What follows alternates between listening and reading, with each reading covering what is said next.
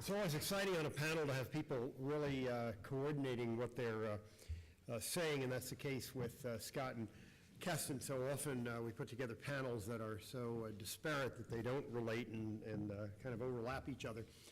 Kesten is in the same field as Scott Armstrong. He is a forecaster. He's an independent forecaster in New Zealand. He is affiliated with Monash University and belongs to the same societies. He also has his own website doing this work, and Kesten confided in me that he's tired of communicating with Scott over such a large distance, and he would love it if he could find employment here in the United States so that he and Scott could work together more closely. He thinks I'm going to live longer than I do. Well, Scott, we are a very, the elder statesman, this is amazing. Joe said last night that starting a new organization is the job of young people. Scott claims to be 72, which I find very hard to believe. I am 72, and Terry Dunleavy next to me is 80, which nobody will believe. He's my mentor, my role model, because I want to be like him when I grow up. Kesten is clearly the youth on the group, but there's very little difference in any of our energies, and so Kesten, take over. Thanks, Jay.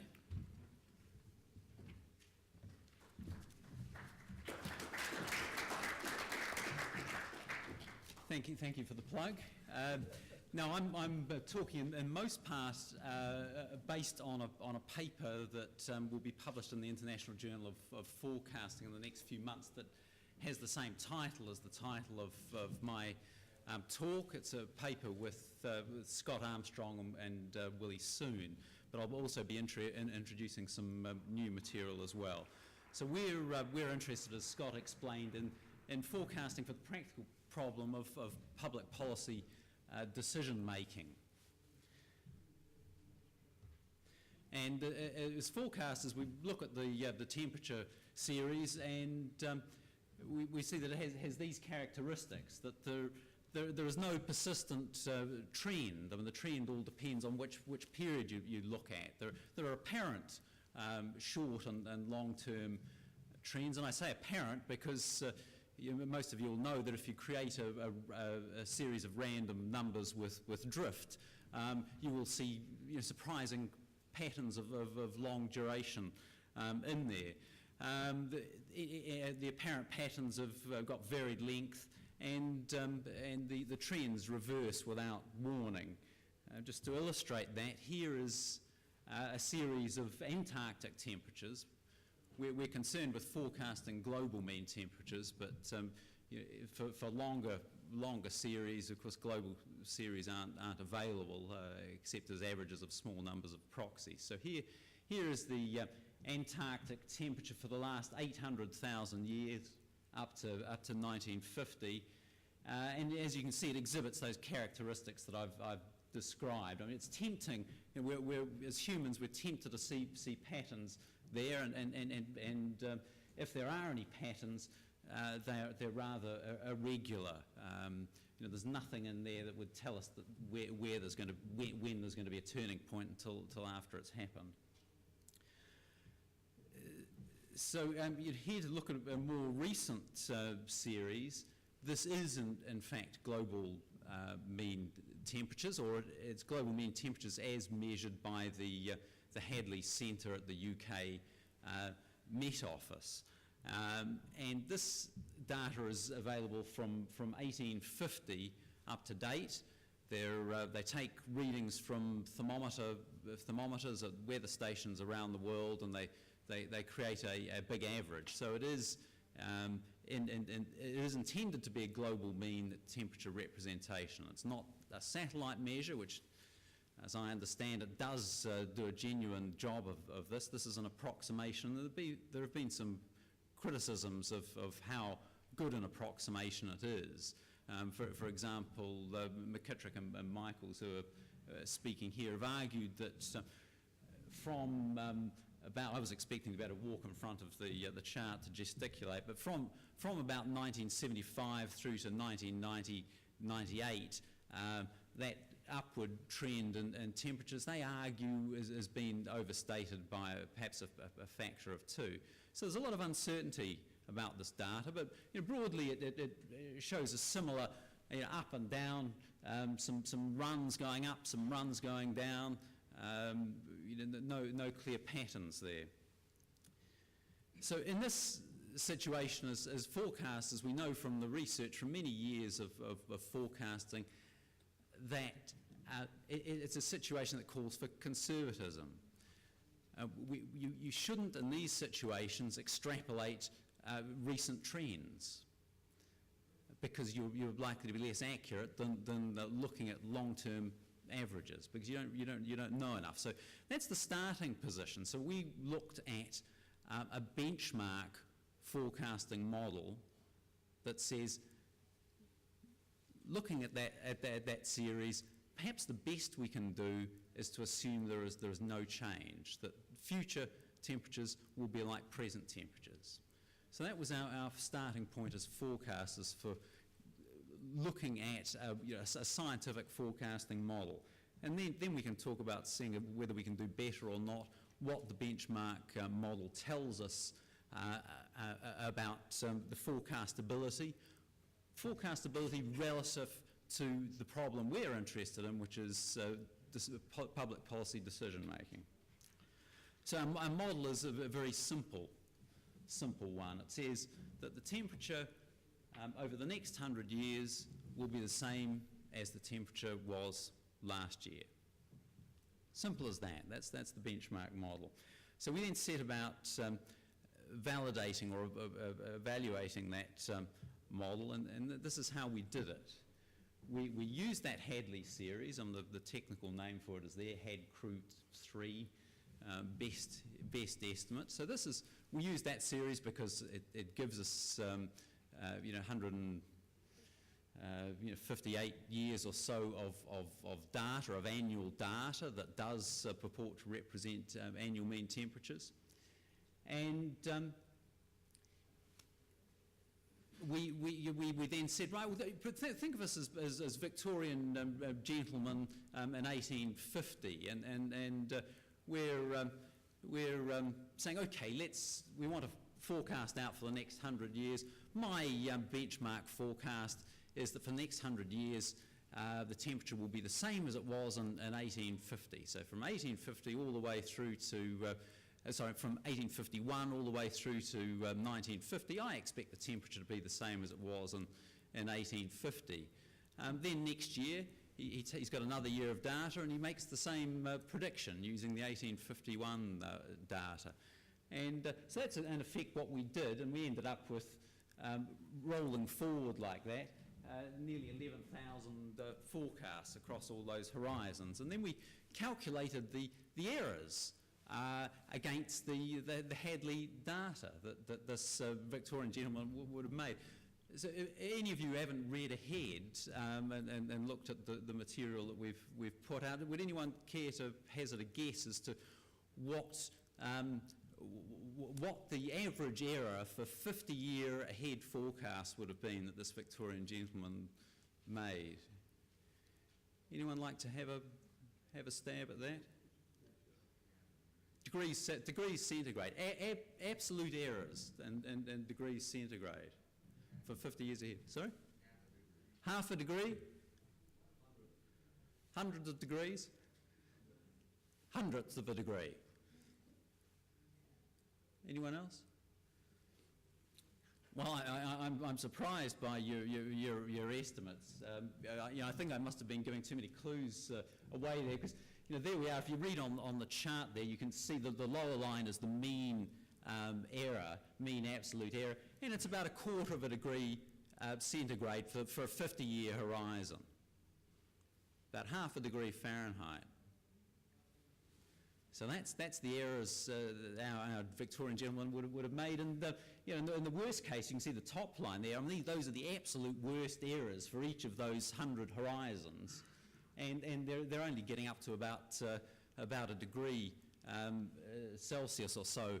And we can look at that data in a slightly different way here and say, well, let's say half a degree Celsius or a degree Fahrenheit an error that's starting to get meaningful, but even then, arguably for policy, it's not a terribly large error, especially when you're looking at decades ahead. And you'll see up to about 60 years or so, fewer than 1 in 10 of your forecasts on that basis would have been any more at all than half a degree Celsius, a degree Fahrenheit off, wrong in either direction. Now, Scott's talked about our work looking at the International Panel on Climate Change's forecasting methods, and how they just do not stack up as scientific forecasting methods. They seem to be completely unaware of all the research that's been done for years on how you go about making scientific forecasts. So normally we wouldn't bother to evaluate such forecasts because the foundation for them is wrong. There's no reason to expect them to be accurate. But the thing is, they are out there. They're very important forecasts that governments are paying very serious attention to. So they're important forecasts or projections for policy making. So we went through the exercise of evaluating these forecasts relative to our benchmark, and it illustrates how to use a forecasting benchmark as well. So we did that in two ways. We started off with the 1992 report because it was their earlier one, or an update of their earliest one, and their forecast, their central projection, business as usual, hasn't really changed over the years. And by starting with an early report, it gave us 17 years of ex-ante forecast to assess. But that's a very short period of time for a long-term forecasting method. And so we also have a look at the period from 1851 to 1975. And we chose that period because it's analogous to the period that the IPCC are, analogous to the scenario the IPCC are projecting for us as a business as usual, and that is a period of exponential CO2 growth. So their arguments to a simple person like myself should apply to that period as well. So Scott described briefly their forecasting approach, which on the face of it is complex computer modelling, but really that's the smoke and mirrors that disguises what is in effect unaided expert judgment that, lo and behold, comes up with a straight line projection of 0.03 degrees Celsius per year growth under in temperature under the business as usual scenario. So that is the forecast from the IPCC, or projection, if you prefer their term, that we evaluate. And this is what we found for that short period, the 17 years from 1992 out to 2008. Now, let me explain the numbers. The numbers are cumulative, relative, absolute errors, that little abbreviation there, and that's calculated by adding up all the absolute errors, ignoring the signs. We're just interested in the size of the error in degrees Celsius. Add them all up for the IPCC forecast, and then divide that by the equivalent sum of all the benchmark errors that we've just described.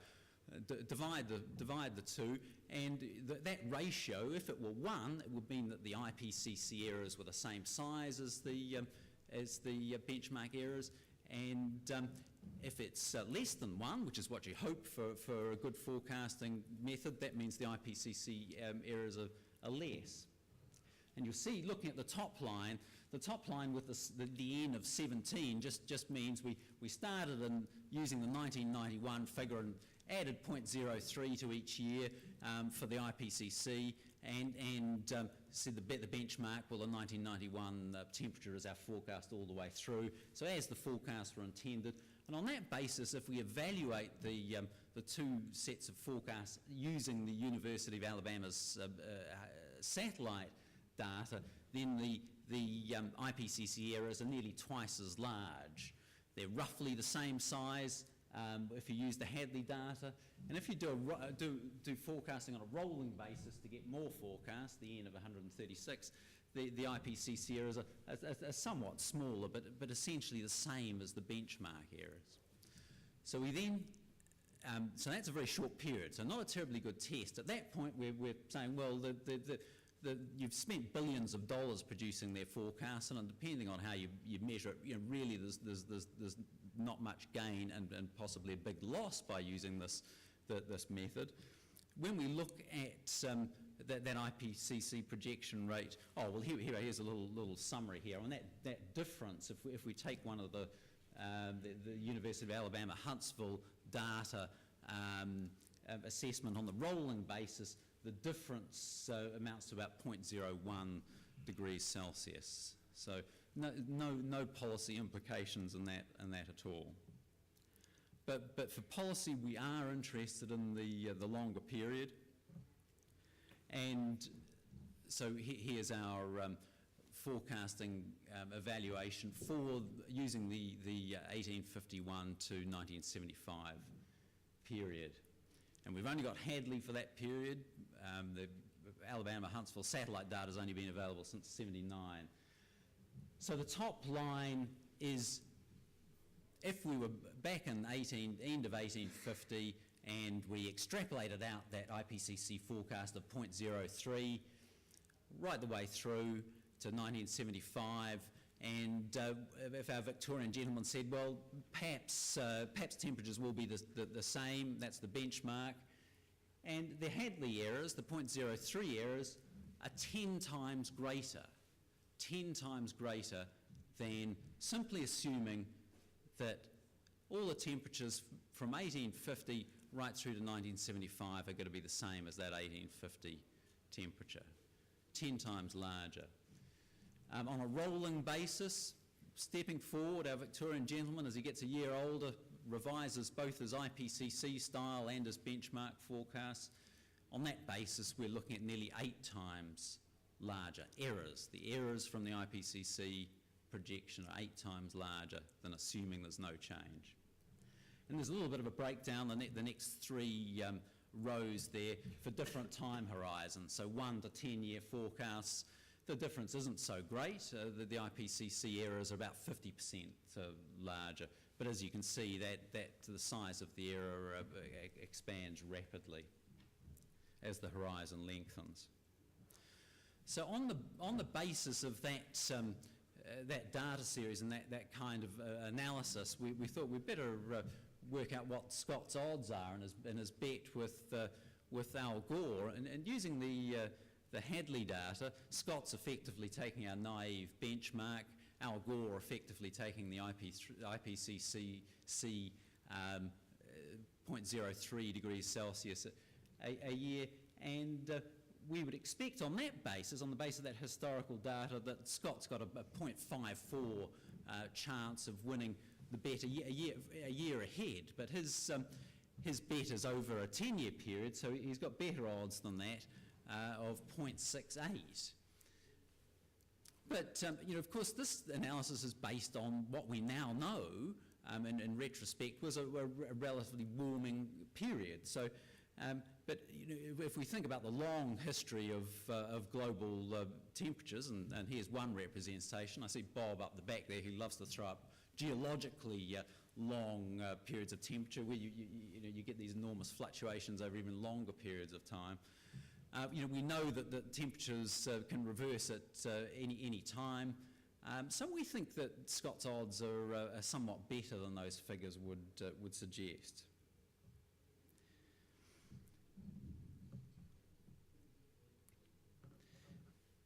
Now, we've also considered other alternatives other than the IPCC to the benchmark, and this is very preliminary work that we're engaged in here. The second of these, the causal models with atmospheric CO2, is our preliminary attempts to look at this question of, is CO2 a useful policy variable, as the IPCC believe it is? And are there rival causal variables? we're just, as I say, very early days on that one. Another project that we're engaged on, and you've got the sheets in front of you, we're trying to recruit you to help with us, is the use of analogies for prediction. And I'll first of all talk about those. Now, analogies are very commonly used to sell a forecast or sell an opinion. There's a rhetorical device. For example, at the beginning of the invasion of Iraq, it was in the media, it was very common to hear analogies to Vietnam with the prediction that things were going to go dreadfully wrong and the US would get bogged down and so on and so forth. But you know, there are also rival analogies that imply different outcomes.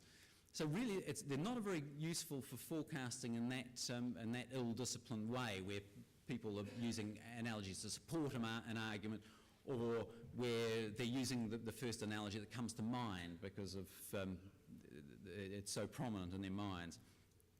So Scott Armstrong and I did some work a few years back on looking at whether it was possible to make good use of the obviously valuable or presumably valuable information in historical analogous situations from the past that tell us how people and situations actually panned out, how people behaved, what happened. And we developed a structured approach to doing that and found that, in fact, we ended up with remarkably accurate forecasts as a result of that. And here's a quick outline of the structured analogies procedure, and I've just been given the 5-minute buzzer, so I'm not going to dwell on that. But the idea is a structured approach to extract that information, and we would like you to help us out with that by signing the sheet and perhaps getting some of your friends to help us. We want to recruit a diverse range of people, and this is how we characterize the forecasting problem, this situation.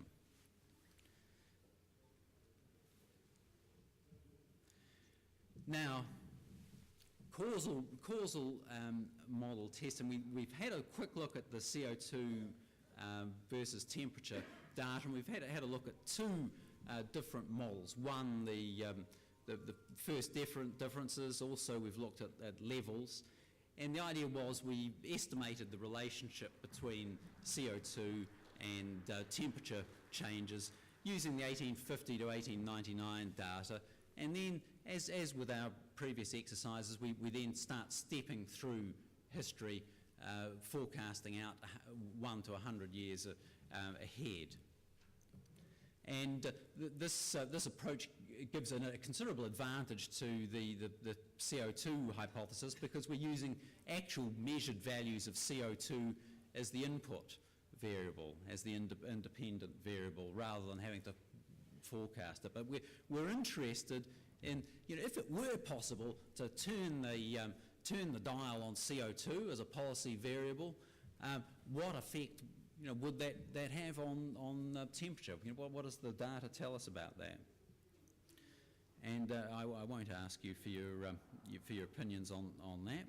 We can save that. But here's our tentative result, and this one's rather sketchy. But I've just given directions here. So the causal CO2 model, which says, in first differences, which says if the change in CO2 last year predicts the change in temperature this year. That's the model.